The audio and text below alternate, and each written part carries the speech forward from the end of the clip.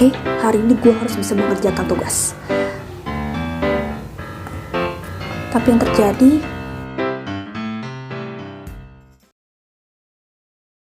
Assalamualaikum warahmatullahi wabarakatuh. Halo semuanya, kenalin aku Nani Liswana.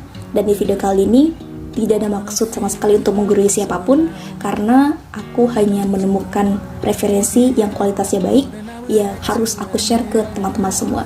So, I hope you enjoy this video. Seperti manusia biasanya, aku juga pengen produktif setiap hari. Mungkin teman-teman juga punya perasaan yang sama. Tapi, kenapa sih kalau misalkan kita mau produktif, nyatanya tidak segampang itu?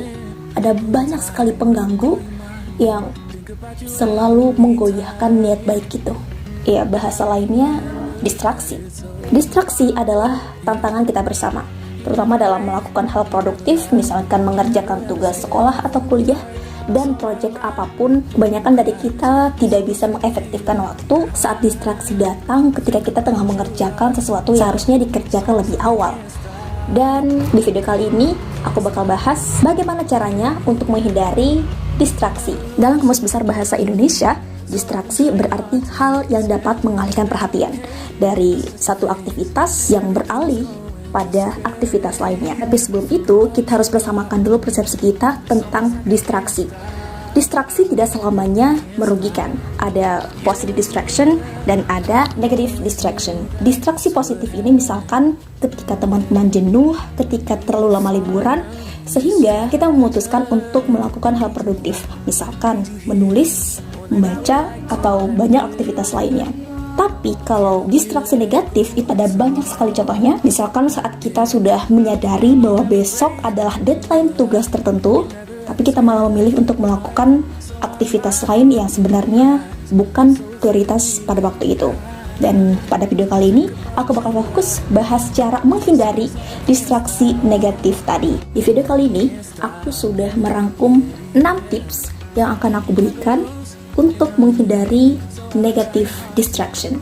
Pertama, prioritaskan tugas Anda.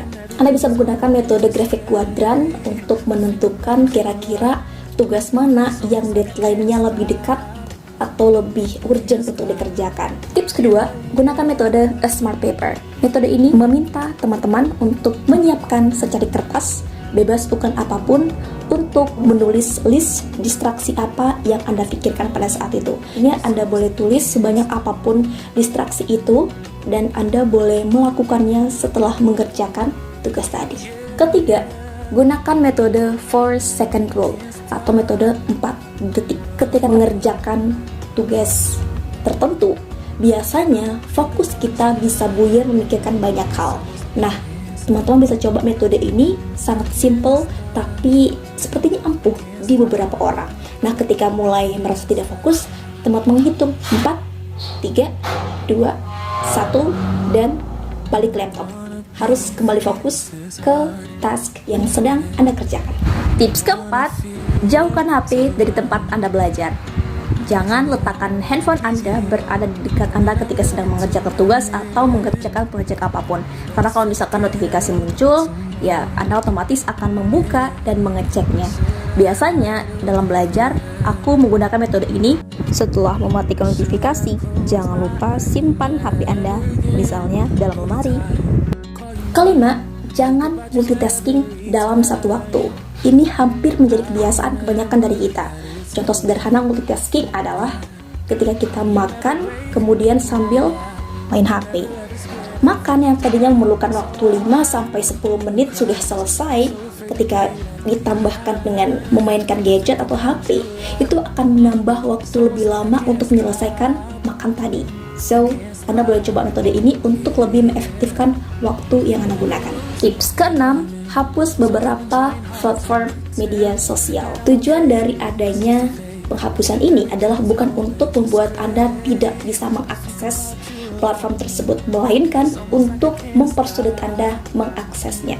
Karena kalau misalkan Anda merasa sulit untuk mengakses media sosial, Anda akan menunda untuk melakukan scrolling atau sampai terjun ke media sosial tersebut. Anda bisa menggunakan metode ini untuk beberapa waktu, misalkan 1 minggu, 1 bulan, bahkan 1 tahun. Aku yakin tips ke-6 ini pasti ada pro kontranya, karena ada yang memang menjadikan platform tersebut sebagai sumber informasi, tapi ini bisa teman-teman coba ketika ya ini menarik dan bisa Anda terapkan di kehidupan Anda sehari-hari. Oke teman-teman, itu tadi tips untuk menghindari distraksi negatif ketika teman-teman sedang produktif. Yang mau adopsi ke-6 tips tadi boleh banget, dan kalau ada yang mungkin kurang pas bisa dihempaskan saja. Dan thank you so much for watching this video, and see you. And everything is going just great. I think about you a lot.